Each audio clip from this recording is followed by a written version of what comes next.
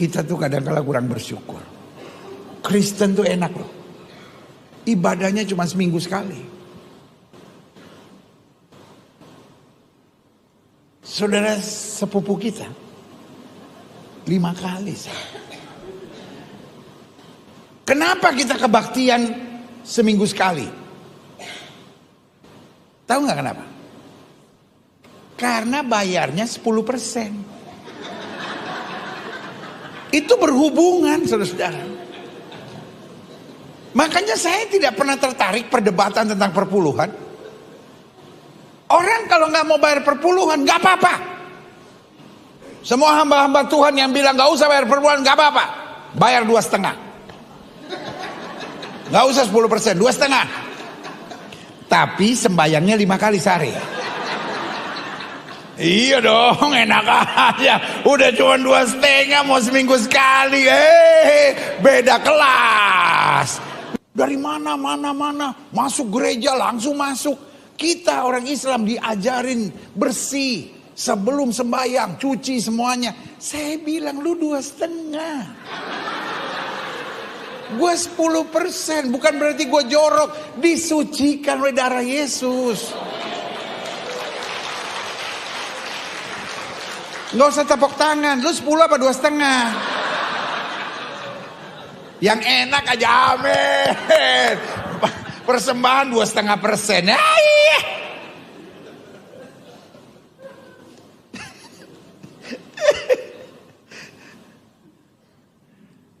Pak Guntur mana? Guntur. Yang section ini mulai minggu depan jangan taruh kursi. Yang 2,5 duduk di situ. Pasti bayar perpuluhan dia.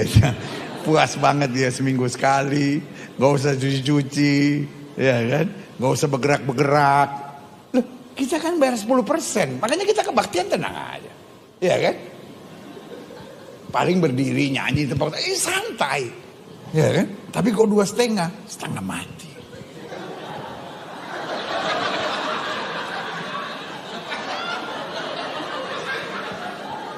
Yang paling berat terakhirnya mesti lipat kaki.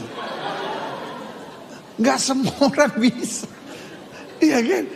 Kaki mesti dilipat. Ayah. Tapi ya udahlah 2,5. Hai semuanya, Shalom Alaikum, damai sejahtera menyertai kita sekalian. Pada video ini saya akan bahas mengenai persepuluhan dalam iman kekristenan yang belakangan ini membuat kebingungan banyak orang Kristen. Lantaran seorang pendeta yakni Pak Gilbert Lumoindong dalam khotbahnya menuai kontroversi yang membandingkan persepuluhan umat Kristen dengan keimanan lain. Nah, apakah persepuluhan masih berlaku atau tidak dalam iman kekristenan? Mari kita bahas. Sebelum kita sampai kepada kesimpulan berlaku atau tidaknya persepuluhan di gereja Tuhan masa kini, kita perlu mengetahui apa itu persepuluhan. Jikalau kita kembali ke latar belakang perjanjian lama secara khusus dalam Tauratnya Musa, kita akan menemukan kenyataan bahwa di masa perjanjian lama ada 12 suku bangsa Israel yang dipilih Tuhan. Dan masing-masing suku tentu mendapat tanah pusaka atau tanah warisan dari Tuhan. Tetapi ada satu suku yang dikecualikan yang tidak mendapatkan tanah pusaka, yaitu suku Lewi. Karena Tuhan secara khusus memilih suku Lewi untuk menjadi pelayan di Bait Allah.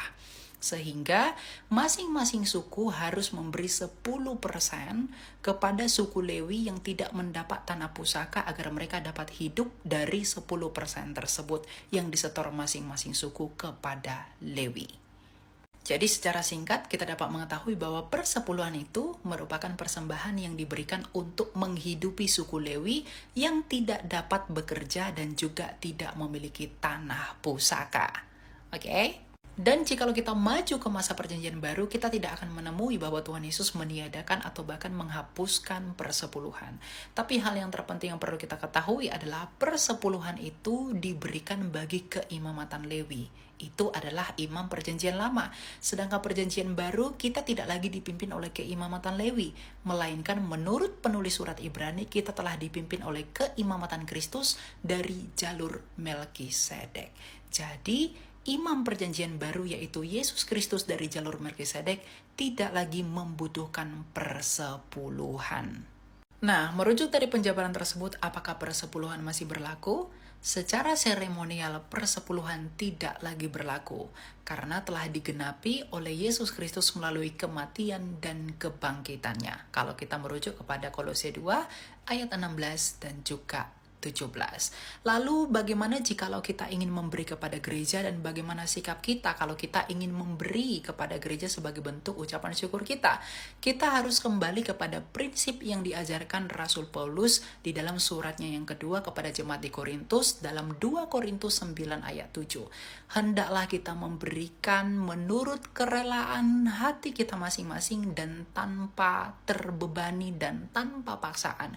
Jadi kalau mau memberi kepada Tuhan, berikanlah menurut kerelaan hatimu. Boleh 10%, boleh 20%, boleh 5%, boleh 1%, atau berapa persen pun yang kamu mau berikan kepada gereja, tetapi harus dimotivasi dengan ucapan syukurmu kepada Allah dan tentu tidak dengan paksaan. Nah, merujuk dari semuanya itu, persepuluhan dalam pengertian 10% tidak lagi berlaku, tetapi perpuluhan, berapa puluh persen pun yang kamu berikan menurut kerelaan hatimu, berikanlah itu kepada Allah sebagai tanda ucapan syukurmu. Karena syukur kita kepada Allah tidak pernah diukur dengan nominal 10% dari segala yang kita miliki, tetapi tentang bagaimana kita mengasihi Allah dengan segenap hati, pikiran, dan akal budi kita. Dan jangan lupa, jangan terlalu bangga memberi 10% kepada gereja, tetapi orang yang membutuh tumpangan, butuh makanan, dan orang yang kehausan, tidak kamu pedulikan. Karena bagaimana mungkin kamu mengasihi Allah yang tidak kelihatan, tapi kamu mengabaikan manusia yang kelaparan yang ada di sekelilingmu. Jadi kasihilah Allah sebagaimana engkau juga perlu mengasihi sesamamu manusia. Itulah yang terpenting. Persembahan terbesar dalam hidup kita bukan 10% yang harus diberikan kepada gereja, tetapi hidup kita yang sungguh-sungguh mau tunduk, taat, dan rendah hati kepada perintah-perintah Allah.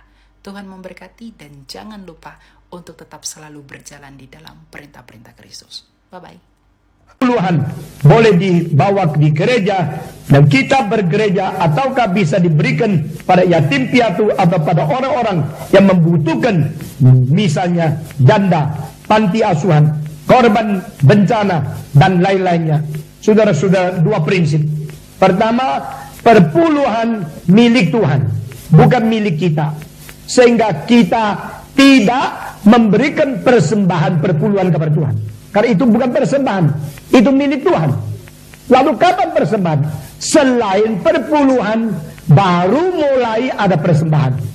Sekarang ikut saya dua kalimat.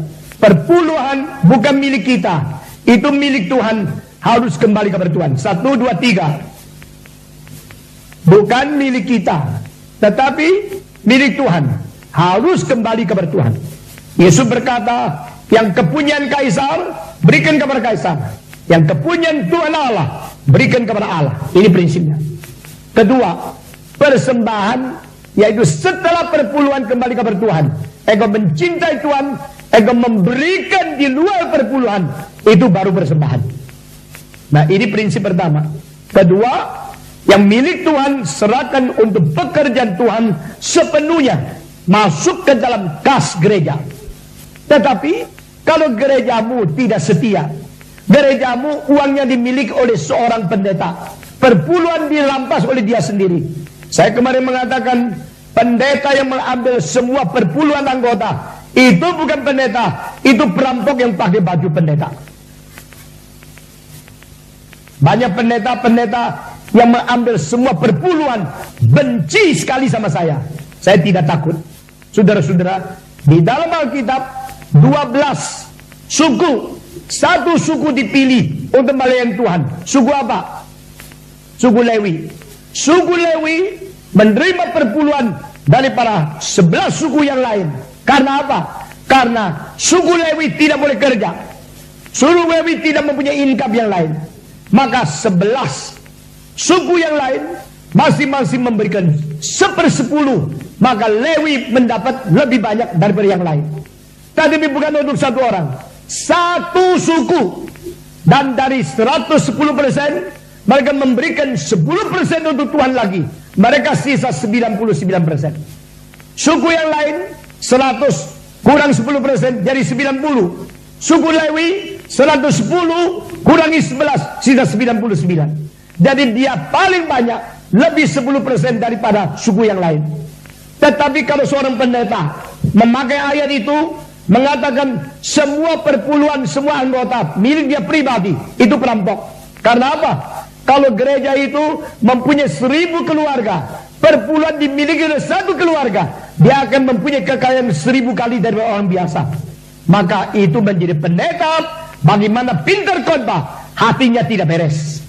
Saudara-saudara, namun demikian, saya minta saudara perhatikan, setiap orang Kristen harus mempunyai kecerdasan dari Tuhan, mempunyai bijaksana. Kalau gerejamu betul-betul menjalankan kehendak Tuhan, betul-betul memimpin bakti seluruh jemaat kabar Tuhan, betul-betul melakukan persekutuan antara saudara, betul-betul mengabari Injil dan menjadi saksi Kristus di dunia, maka uang perpuluhan berikan kepada gerejamu. Tetapi kalau gerejamu tidak beres, pendeta tidak beres, tidak melakukan kehendak Tuhan, saudara berdoa bagaimana memakai uang perpuluhan untuk semua pekerjaan Tuhan, meskipun sebagian di luar gerejamu, karena Tuhan mengerti. Tetapi jangan lupa, perpuluhan bukan persembahan. Perpuluhan itu hanya milik Tuhan yang harus kita kembalikan. Engkau mempersiapkan orang untuk menjadi rakus. Dari mana kita tahu? Karena engkau kalau percaya Tuhan, engkau menjadi kaya. Engkau percaya Tuhan, engkau menjadi makmur. Itu umpan membuat orang rakus, menjadikan orang dunia lebih duniawi. Karena pemimpin sendiri lebih duniawi dari orang dunia. Sebelum Krismon, pada waktu itu $1 $2.000. Pada waktu itu sudah ada seorang pendeta yang mempunyai uang deposito di bank atas nama dia sendiri, 18M. Hal ini karena bendahara mereka yang sudah tidak setuju dengan dia keluar dari gereja itu, lalu bicara di luar tentang hal ini. Kenapa? Di dalam satu makalah yang saya baca dengan mata di atas kepala saya sendiri, dia menulis begini. Dia mengatakan, sebagaimana biasa dari gereja-gereja yang lain, perpuluhan milik hamba Tuhan. Wah, saya baru tahu, bukan pribadi, tapi gereja-gereja yang lain juga begini. Dia tidak tulis gereja mana. Tidak ada itu gereja perpuluhan milik pendeta sendiri. Itu adalah bikinan mereka yang tidak mau belajar teologi, yang tidak mau patuh kepada kitab suci, dan mereka sendiri mentafsir kitab suci karena perpuluhan untuk orang Lewi. Nah, saya orang Lewi. Engkau bukan Lewi, engkau Wile. Saudara-saudara, karena mereka anggap mereka orang Lewi, mereka berhak mengambil perpuluhan. Lalu ayat itu dicomot, ayat itu dipaksakan untuk sesuai dengan ambisi sendiri. Saudara-saudara, kalau orang mempunyai bakat besar, anggotanya beribu-ribu, semua perpuluhan dimiliki oleh dia, pasti dia kaya sekali. Kalau perpuluhan daripada orang-orang reform semua dimiliki oleh Stephen Tong, saya berapa kaya? Tapi saya bukan orang itu, karena saya mengetahui yang disebut orang Lewi bukan satu orang. Yang disebut orang Lewi itu satu suku. Satu suku di antara 12 suku. Kalau setiap suku memberikan perpuluhan, lalu mereka punya income antara 100, maka 10%, yaitu 10 digabungkan 12 suku cuma berapa? 100. Kalau 12 suku cuma 1.200. 1.200 untuk satu suku, suku Lewi. Dan suku Lewi harus keluarkan lagi 10%. Berarti suku Lewi cuma mendapatkan 120 untuk seluruh suku, bukan untuk satu orang. Pemikiran yang rakus, pemikiran duniawi yang tidak mau bertobat, mengakibatkan pemimpin semua menjadi setan-setan yang tamak uang lebih dari dunia. Orang-orang menjadi pemimpin gereja, pakai pelang gereja, menjadikan semua orang ikut teladan mereka.